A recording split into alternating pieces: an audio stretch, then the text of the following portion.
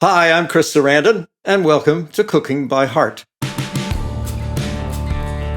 where we revisit the vivid memories of the food we grew up with and the people and the stories attached to that time in our lives. My guest today is the inimitable and celebrated stage actor and stand-up comedian, Mario Cantone. Mario gained acclaim for his Tony-nominated one-man show, Laugh Whore, which began on Broadway and became a Showtime special. His other Broadway appearances are in Terrence McNally's Love, Valor, Compassion, Assassins, and Shakespeare's The Tempest for the New York Public Theater on Broadway.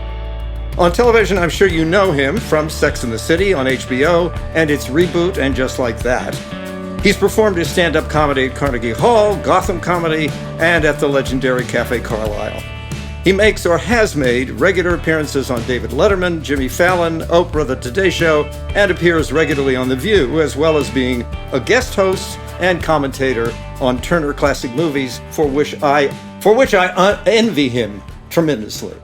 It's my favorite thing to do, Oh, man. everything that I do, and I know, the Sex and the City thing, and that especially is a big, big deal for me. But I have to say, that makes me so happy.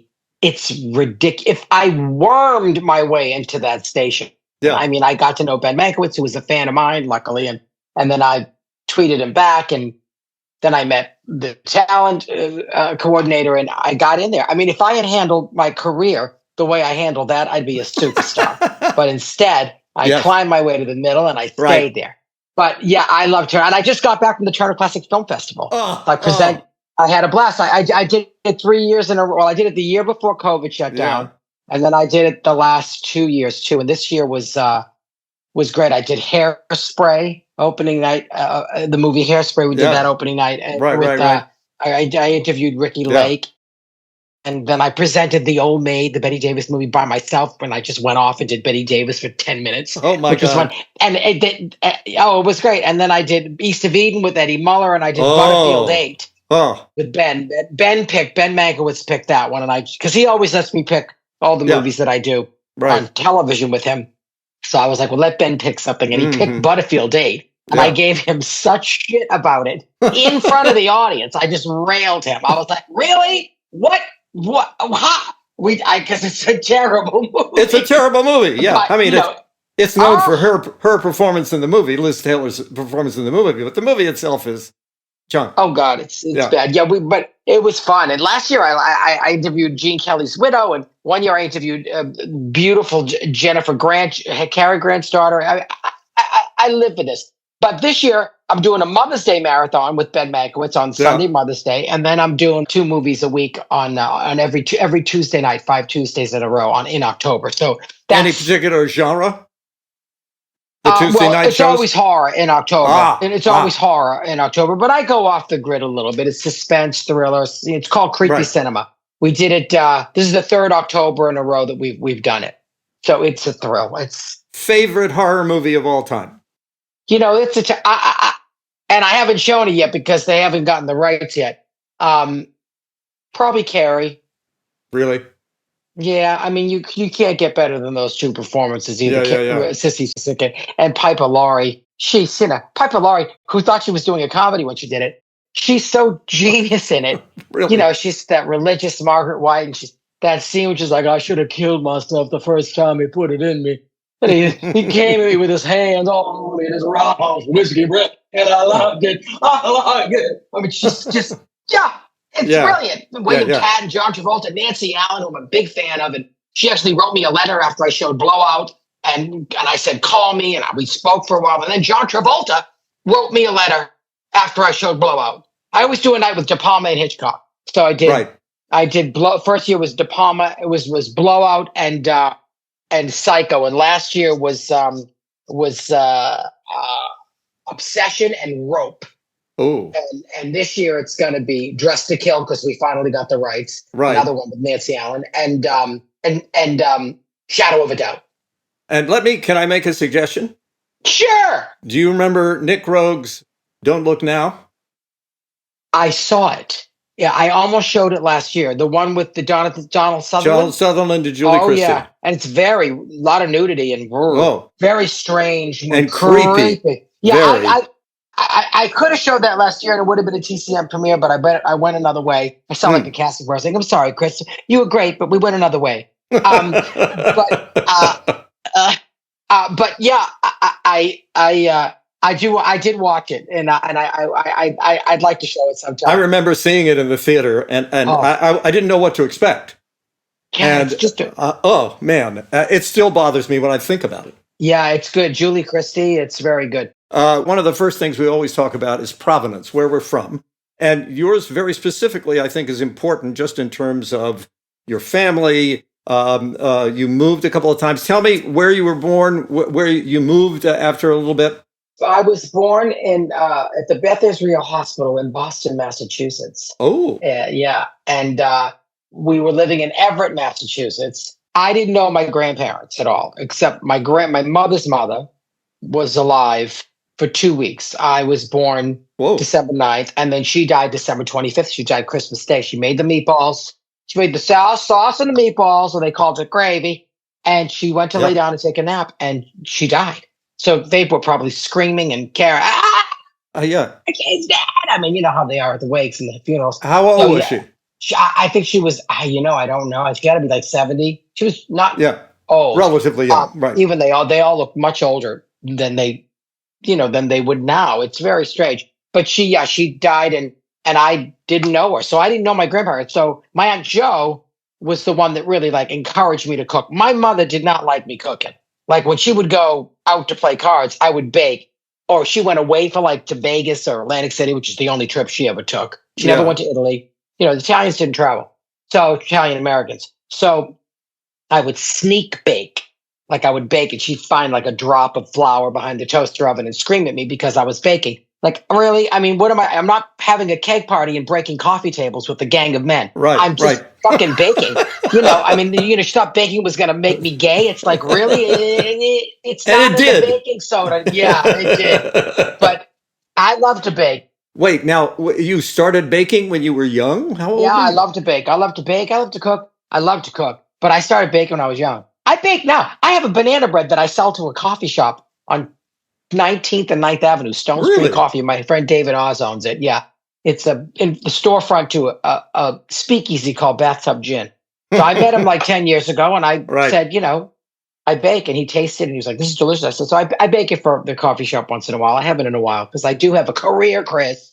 But yeah, so I bake. Do you remember the first time you baked?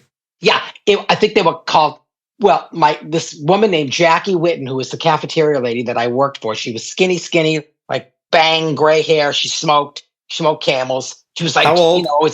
She was probably in her 50s and she looked older. She'd always answer the phone, kitchen, John, I need some bacon burgers. I'm out of them. And she was a nut. She was screaming, and we would play the soundtrack to Car Wash and take the trays of French fries and dance down the aisle. We were nuts. She was great. How old were you? I was in high school. I was 16, 17. She used to let me smoke pot in her office. She was so funny. So she taught me how to make she called them conga bars, but they were Congo bars. But Congo bars really have they have coconut in them of some kind. Right. This was just basically a butterscotch brownie. That's what it was. Mm-hmm. So she taught me to make that, and I still make them to this day, and they're so delicious. But chocolate chip cookies and macadamias and brownies. I make the best sweet potato pie a white boy could ever make. It's stunning. I make banana bread. I make pumpkin bread. I make pasta chotes. Pasta chotes are little Easter pastries, Italian. They're like a sugar cookie crust with a cooked custard, vanilla custard in the middle of it. Oh my God, my mouth is watering. It's so delicious. Oh my God, mine is too. And, Easter, we make that. We had a thing called pizza cana, which means full pizza. Most Italians call it pizza rustico. The Sicilians call it that. Most of Italy calls it pizza rustico. It's like a crust, which is a buttery kind of weird calzone pie combination crust filled with ricotta cheese and chopped meats and salami and ham and then you mix the ricotta with egg. It's so delicious and it pops up. That's an Easter pie. That's a pizza rustico. We call it a pizza can. If you're from Naples, you know it is pizza cana. I remember I gave a piece to Anne Bancroft one time, when I was working with Mel Brooks on some things. I got to meet her, and I almost died because I know. I worked with her. Yeah, you did. What did you do with her? I did a movie called Lipstick with her. I love that movie, Chris. I forgot you did that. Yeah. You were the murderer in it. Not the murderer, the rapist. The rapist. Yeah, that's the what nasty. I mean. I love that movie with Margot Hemingway, right? Margot Hemingway, Mariel Hemingway, and Anne. And Anne. Oh my God. Yeah. I love that movie. I got to hang with her. How great was she? On the set. Oh, what an extraordinary woman. Extraordinary. And she was like a health conscious woman, and she dies of cancer. I mean, what the fuck? Go figure. Yeah, I know. I remember I said to her after this reading of the producers, I went up to her and I said, Anne, do you know what Pizzagate is? She was like, of course I do. And I was like, well, I made you some. She's like, you made me Pizzagate? I said, yes, I did. So she took it. And then Mel told me weeks later, he goes, we ate a little bit every day. A little piece every day. But she was, oh my God. Oh, and she's wonderful woman, and very interesting. I got to spend a time with her a couple of times on the set, and also they invited us over to their house once, the cast, when we were shooting, and it was great. Anyway, so I'm moving back in time. All right. So tell me about Mom and Dad. My mother was a compulsive gambler and a bookie. She was emotionally unavailable. She was a very depressed woman. Did she cook? Yeah, she cooked, but she hated it. Oh, really? No, she would do that thing that she did everyone, she did every holiday. She'd cook and then she'd be like, I'm done. Never again. I'm not doing this again. Never again. She was right her hand and tip a table. She was, she was really, that's it. My father was just kind of like he owned a restaurant. My mother was the bookie and the gambler. My father didn't even do that. But then she quit because he moved her from Everett, Massachusetts to Stoneham, Massachusetts to get her away from her sisters who were all booking and betting. You just are a bookie. It's one thing. It's your business. That's how they look at it. Even though it's illegal. Oh, the sisters. It wasn't the bet. Whoa. It was my mother's sisters, Mickey and Joe. But it was the phone was under my father's name. So 2 weeks after I was born, when they got busted and they were ripping up the slips and throwing them down the toilet, my mother's the one that got busted because the phone was under my father's name. So my father took the rap for her. He was not doing it. He took the rap for her. He went to court and they gave him a suspended sentence. So he didn't have to go to jail and he had to pay a fine. And his lawyer said to him, hey, Mario, his name was Mario. I'm a junior. I said, Mario, let's appeal so I can get this wiped off your record. I know I can. He appealed. He went to jail for 3 months. You're kidding.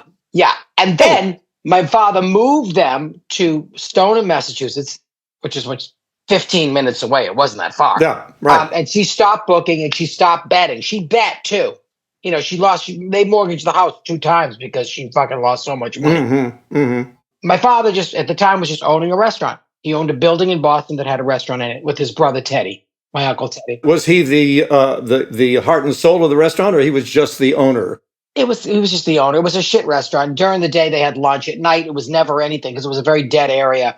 He tried everything too. He tried strippers at night. He tried, he was a gay bar for a month, which is horrifying. These older gay men in green leisure suits sitting at the bar. I was like, what? It was so weird. He tried everything, but then it became a new wave rock and roll club, Cantones. It's very historic in Boston. It was like there was the Rathskeller and Cantones. They were all the way the punk rock bands. Right. When I went to Emerson College, all the kids were into that. Your father owns Cantones. I was like, yeah, it's disgusting. I hated it. I liked R&B music. I listened to WILD in Boston. It was the only black station in Boston. I mean, that's what I liked. Soul music. I would go see Phyllis Hyman and Luther Vandross and Stephanie Mills, and all the other kids were going to see, Leonard Skinner or some shit like that. Not that Leonard Skinner was shit. I like Leonard Skinner. I mean, my class song was Freebird, but I didn't vote for that. You knew it was my voting page because I was the only one that voted for Ease On Down the Road. I voted for Ease On Down the Road for my class From the song. Wiz. Well, that's Mario's Anonymous. Best dancer, you bet. Best looking, you vote all that shit in high school. Right. I remember that, sure. Yeah. So anyway, my father moved my mother. She stopped gambling. She stopped betting. He started booking, not betting, but he started taking it on as a business. And they busted him in 1976 in his restaurant, in his office.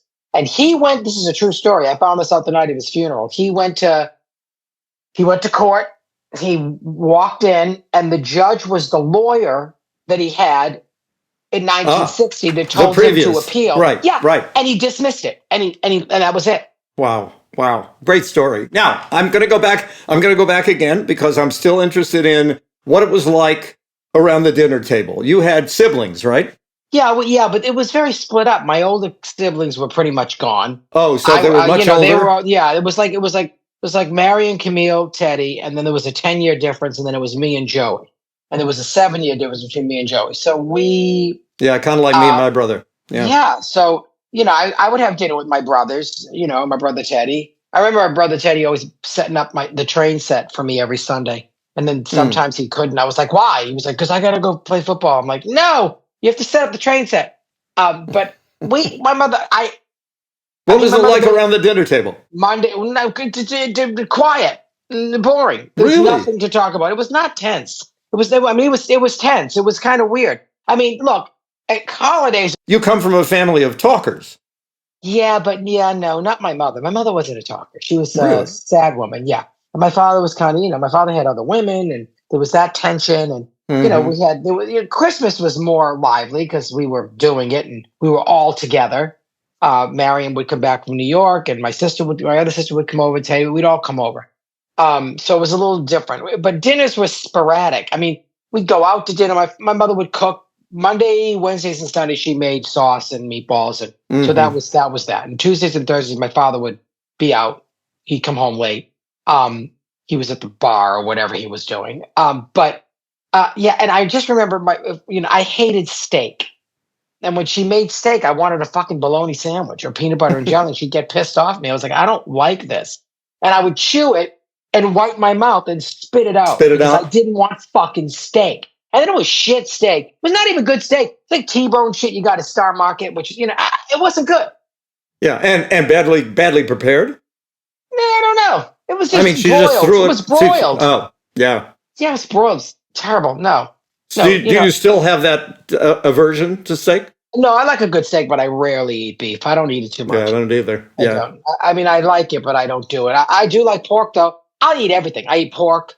I eat chicken. I eat rabbit. I love rabbit. I love frog's legs. I love pheasant, woodcock. I love game, quail, squab. I love all that. Venison. Yep. If it's done well, which means rare. Yeah, you're a traditional carnivore. Yeah, I like to eat. I do. I love, and I cook a lot. I cook a great sauce and meatballs. My meatballs are great. I cook an amazing lasagna. I make good fish. I make an amazing gumbo. I perfected my gumbo over COVID. I cooked every night. Yeah, we did a lot as well. And having the grocery truck pull up with way too many provisions and sticking them in the freezer downstairs. But back to home, was there ever a meal that you look forward to when you were a kid? Yeah, sauce. I like my gravy and my meatballs, and that's what I look at. Lasagna. I love lasagna. She didn't make that all the time, but yeah, I love that. My favorite thing was my mother made. She made a lobster in a marinara sauce. Oh, you have it over linguine, and you have the whole lobster over. The whole lobster. Yeah, she would cut the heads off, so the sauce would kind of go through them, and she just put them in for like 20 minutes, shut it off, and left it in there, and it gave it the sauce a taste of lobster. And you pour it over linguine, and it was my favorite thing. I never make it. I was just going to ask. No, so I have made it, but my sister Camille makes it. My sister Camille won't cook for anybody. She's like a closet cooker. And she's good at it too, so she doesn't have to cook. She doesn't want to cook for anybody. She lives in a fucking home, and she lives in a house in Massachusetts, and she rarely invites anybody over. No family? No. She's my brother Teddy's there. My brother Joey's here. And I'm here. But I'll tell you, the last few years, it's like I'm not cooking anymore. I'm like, this year we went to beautiful restaurants for holidays. For both Christmas Eve, Christmas, and Easter. We had a beautiful dinner at the French Laundry in Yountville, Napa Valley. That was magnificent. My. Well, I love Thomas Keller. He's a genius. So yeah, I love chefs. All the chefs I know, all the chefs that I love and obsessed with, I had to get to know. I had to know them personally. Oh yeah, I had to. Yeah, more than actress. Give me a chef. How interesting. Have you ever thought of creating a cookbook yourself? Yeah, I always joke about it. I say I'm going to make I have a cookbook coming out called Master Baking with Mario. But I suppose my friend Adriana is helping me write it. We're working on it, but I'm lazy. Adriana Trujani, who's a mutual friend of ours and who's also been on the podcast. Oh, she's the best. She's the best. Yeah, she's a remarkable woman. Yeah, so I'd like, she's working on it. So she said, "We're gonna do your cookbook." She keeps saying, "We're gonna do it." So she's working on it, and I'm helping out. But I don't want to. Yeah, if it happens, it happens. I have no interest. I'm so disinterested in so many things. I'm just like bored, and I just, I'm so lucky and thankful that Just Like That is happening, and we just finished our second season, and I'm the luckiest boy in the world. Life is good. Life is good. It's all good. right. I'm still going to keep going back. Go back. Okay, go back. So, for instance, when you came home from school, reel you in. That's right. When you came home from school, were there things that you went for when you got home? Were there specialty snacks that you created ever? Well, what did I eat snack wise? We liked Oreos. My mother always had a good Mr. Goodbar. She loved Mr. Goodbars. I love Mr. Goodbars. Yeah, she loved Mr. Goodbars. Yeah. That and Baby Ruth. Baby Ruth. Yeah, I love Baby Ruth. I loved O. Henry's even more. Yeah. Although I'm a dark chocolate guy now. Me too. Chocolate, but Reese's cups, stuff like that. I would go for it. We never had soda in the house. She never had Coca-Cola, ginger. Yeah. I didn't grow up with any of that stuff, which is why I don't really drink it now. No, weird. So many families did.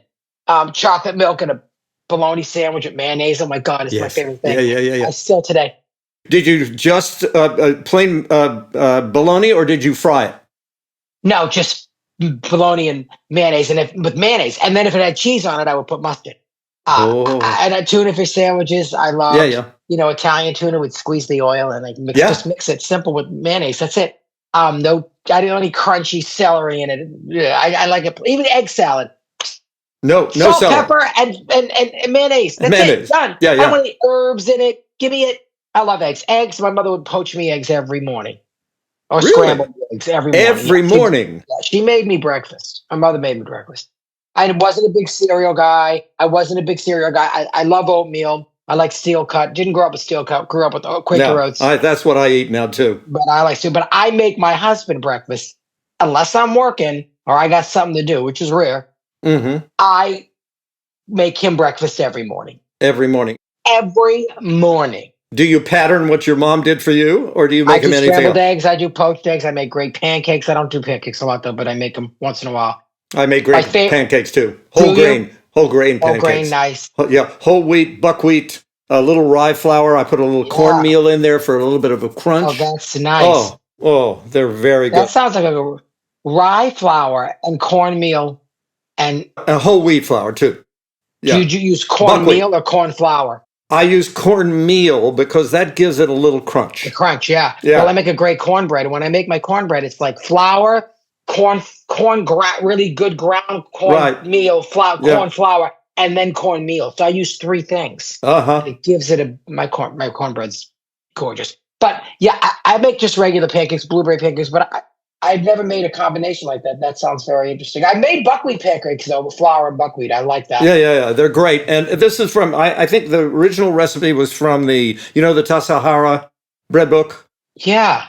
It's from a group of monks who live in, I think, Napa, someplace. Anyway, they make bread, a lot of bread, and they also make pancakes. They have Check out their pancake recipe. It's really great. I think I have it. Yeah. But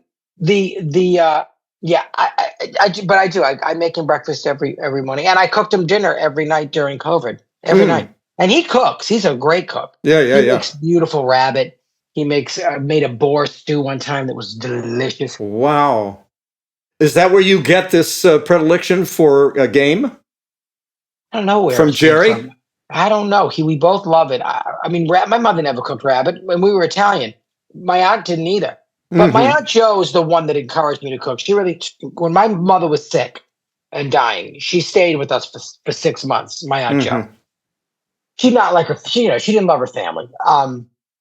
She loved her family, but they drove her crazy. They were all older, so she stayed with us. Couldn't stand her husband. She yelled at him all the time. Freddie. But she she stayed with us for 6 months. And then when my mother died, she stayed for another 6 months. And she made her sauce thicker. And my father liked it thin, which is a very Sicilian way. So she would make it the way my mother made it for my father. She loved my father. So the proportion Sicilian to what? Neapolitan? Naples, yeah. Avellino, yeah. So what's the difference in preparation? Well, the sauce was thicker. Just cooked down more? Yeah. Joe made a very thick sauce. Her meatballs were incredible. The best. My mother's were great too, but Joe's were phenomenal.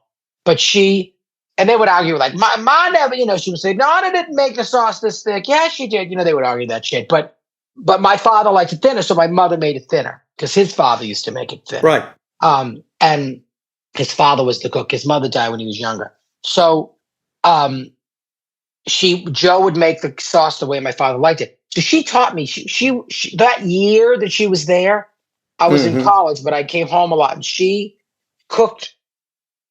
She encouraged me to cook chicken soup and that, and meatballs, and she was like, we were both lucky that way because my mom was the same way with me. When I was home, you help. You observe what I'm doing, or and this is how it's done. She'd always tell me how something was done. No recipes. No, they was all eyeballed. You just kind of. But my mother didn't do that. My aunt did. My mother did not have me help her or have me look or teach me how to.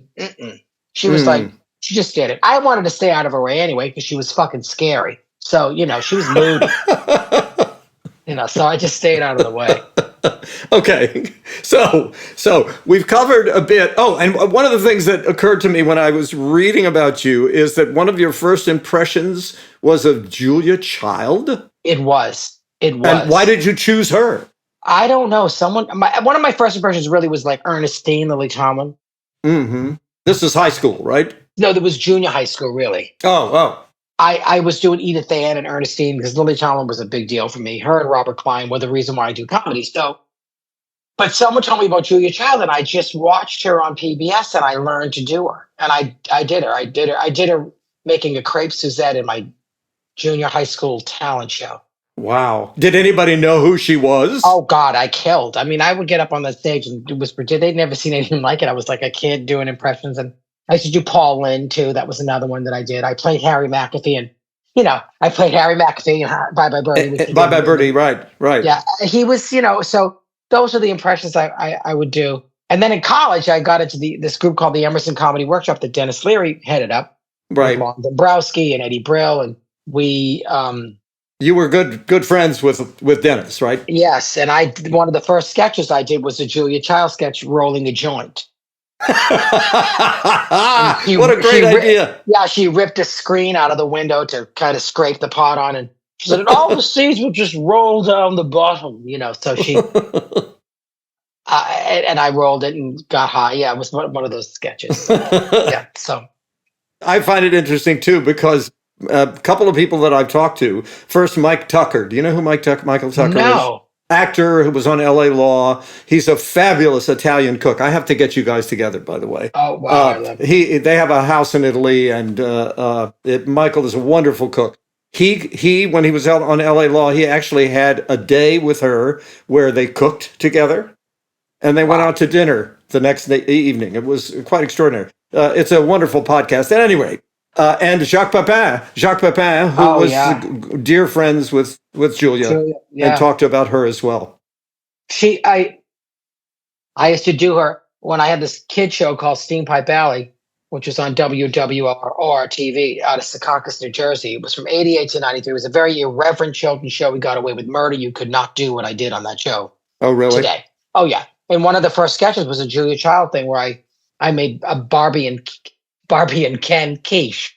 And they came out with slices with their heads on top. I mean, I filleted the Little Mermaid one time. I mean, it was just sick, crazy. Oh, great. Yeah, but it was some great wonderful. Stuff. So, wild. So she came to the station to do one of the talk shows there, and they showed her a clip of me doing her. And she said, "Look, we're wearing the same color sweater." It's like, wow. Yeah. So she was pretty awesome. You had her to a Yeah, T. I had her down. It was good. It's a good impression. Yeah, I still love doing it. Yeah, got to keep her alive, and that's how I win her over all the chefs that I know and love by doing her. They're By like, "Oh doing my god, Julia. yeah." Right, right. I remember doing that for Daniel Boulud, and he was like, "What?" I'm like, "Yeah, that's what I do." Nancy Silverson, who I love, she's got Mozza in L.A. and she had La Brea Bakery. I love her. She was a tough nut to crack, and when I met her, it was kind of cool. And then I talked her up. I was like all over her. And then I did Julia Child. She said that. What did she say? She said that's incredibly accurate and bizarrely creepy. I said, yeah. Yeah, Yeah. of course, especially for somebody who knew her really well. Yeah. So, something that also struck me was something you said, and I don't know if it's an accurate quote, that when you were in high school, you were friends with everybody because you were never someone who tried to be someone he wasn't. Yeah, I mean, there were a few people that weren't kind, but it was weird. Junior high was when I got kind of like, verbally gay bashed, not physically, but definitely. I was just, I was afraid to go someplace with my mother or father for fear I would run into someone and they would call me a faggot or a queer and blah, blah, blah. So Did your parents know, or were they aware? I finally told them, that's what they were calling me. I didn't tell them I was gay I never told my mother. She knew. She did not like it. She was not happy about it. My father was actually kind of whatever. Yeah, what the hell? He didn't care. He was like cool about it. Mm-hmm. And when you go to Sicily, they're more kind of they don't want to see you fucking in the streets, but they're like whatever. Yeah. But if you go to Naples, they don't like it. So I had this psychological epiphany of where they're both from and feeling what they were both like in both places. Yeah, it was parallel. It was bizarre. So, but in high school, it was easier. Yeah, I mean, I was out. I was in love with an unrequited love, but I was in love with this track star named Billy, and he was straight. And I was doing theater and never played sports. Even in junior high school, I didn't bow down to any kind of peer pressure. I was choreographing all the jocks and guys and dolls and screaming at them because they wouldn't get the steps right. I was protected by.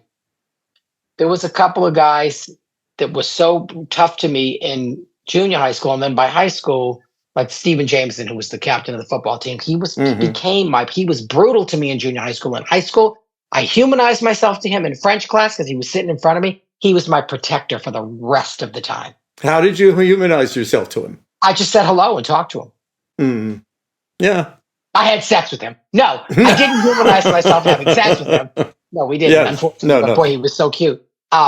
No, I had plenty. I had my time in high school. I did.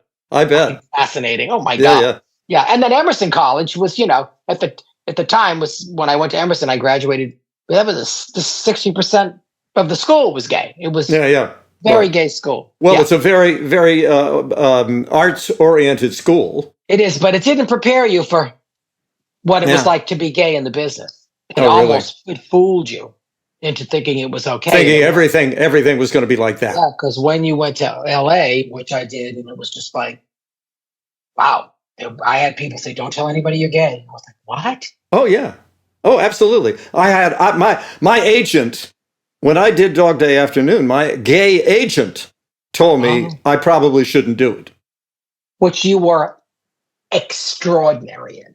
Thank you, my friend. And every time I watch your performance, I go, Jesus Christ. Going to New York, visiting my sister in the late 60s and 70s, knowing men like that were friends of hers, those New York gay men that.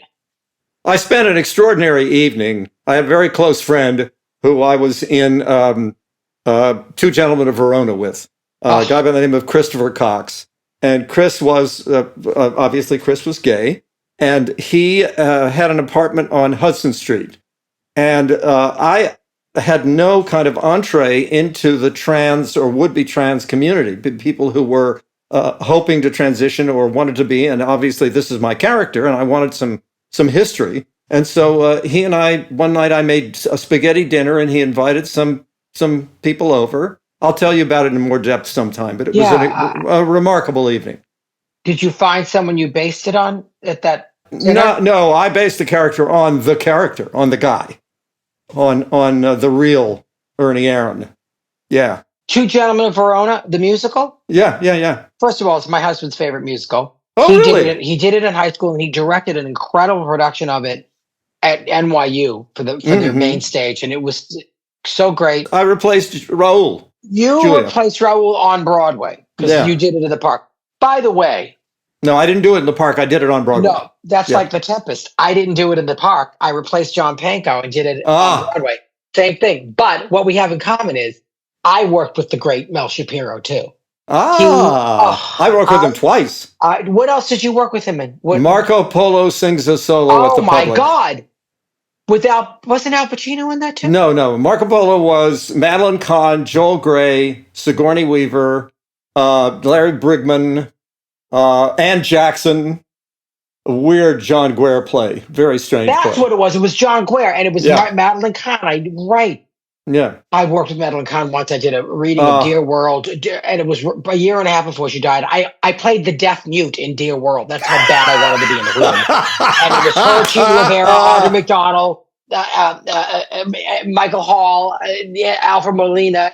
It was unbelievable. And she was from Revere, Massachusetts, originally. She moved to New York when she was 4 because her mother wanted to be an actress and her mother never made it. And she was like, you won't know where I'm from. Where? Tell me. Massachusetts? I know. No, it's a little town. You won't know what. She goes, Revere. I went, Revere? My cousin Tommy was shot down in Revere. He was in the mouth. I said, with Anthony Russo at Point of Pines.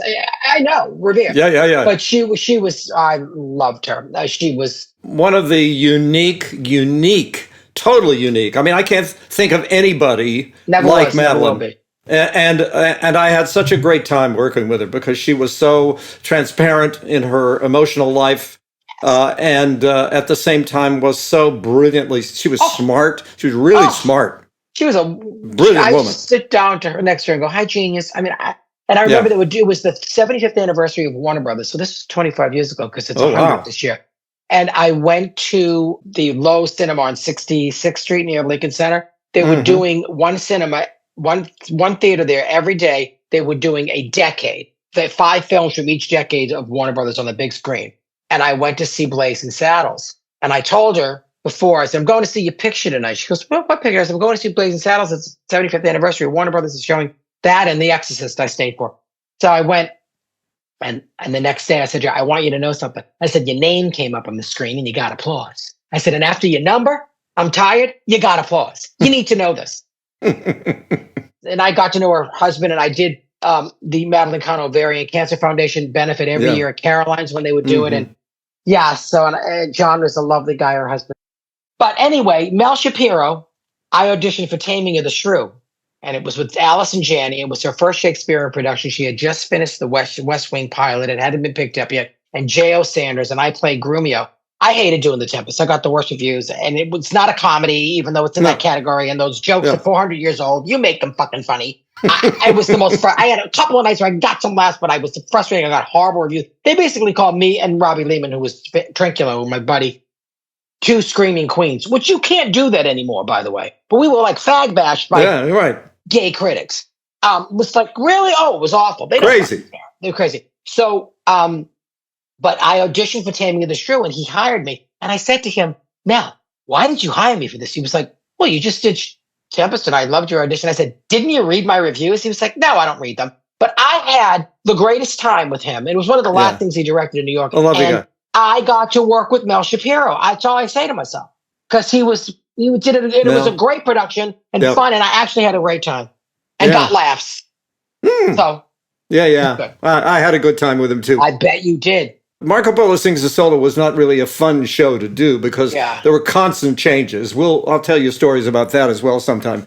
But doing Verona was great. It was really great. So let's get back to you, Signor. Okay. So then after Emerson, you ended up in New York?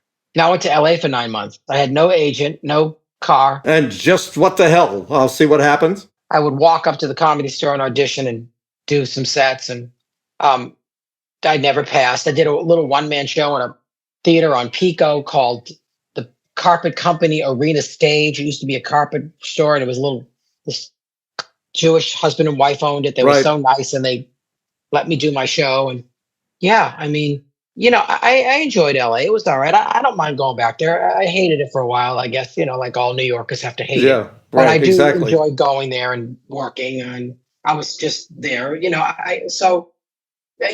my first job I was a stand-in for Glenn Scarpelli on Norman Lear's One Day at a Time with Bonnie Franklin Yeah, and who else was on? A bunch of people were on the show. Valerie Bertinelli. yeah, right. So, and I know Glenn too. So it's so fun. I was like, yeah, you were my first job.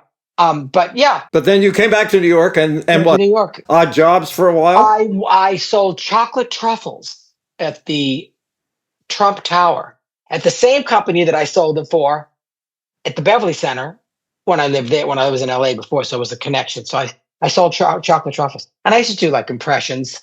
I used to do While you're selling. I do Kathleen Hepburn. I did the drizzle on that, and I didn't even have to move my hand. Just drizzle all over the place. Perfect. I'm a good drizzler. And it gives a nice design to the chocolates.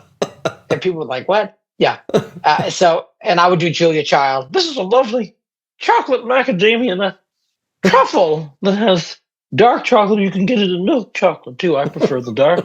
It's chopped macadamia nuts. It's lovely. It's crunchy, and macadamia nuts are a clean, fatty nut that just tastes really delicious against the chocolate milk or dark. But like I said, I prefer the dark. Yeah, I would like to say that's how I would sell them to people. A clean, fatty nut. Yeah. That's a wonderful phrase. Yeah. So so that's what I did. And then I met this old Iraqi Jew named David Stady who was selling jewelry in the Trump Tower. I started working for him. And he became like a second father. He was hilarious. Oh, wow. Kind, wonderful. God, but he was very famous. Lenny Kravitz wore his jewelry, Natalie Portman. A lot of people wore his jewelry in magazines. And he was very high, like American Indian jewelry. And then he designed his own stuff. But he was a big help. And then I passed at the Improv on 44th and 9th. And I would do that club and Green Street, upstairs at Green Street, which was every Saturday night, 2 singers and 2 comics. And it was great. I would just go from club to club on the weekends. And that's how I collected my rent money. And I never looked back and never had another regular job again. Oh, wow. So I only really worked for about a year in restaurant or with David Sadie. Were you at the same time going into audition for plays as well? Yeah. I remember auditioning for Torch Song and for the understudy, and they looked at me and they were like, "You're great, but you're much too." I was like a kid at the time, so but I auditioned for stuff and singing, right? I loved it. My husband taught me to be a better singer. Yeah, you're a terrific singer. I love singing, and I do the Carlisle sing. I always had music in my stand-up. I always broke out into song. And then I started working with the piano. And then after the one-man show, I, had a band. So I always have a band if I headline somewhere or do a concert. It's been a while. But I like the Cafe Carlisle. It's not a great comedy room. Some nights I fucking killing it, and some nights it's just weird. Is it the audience?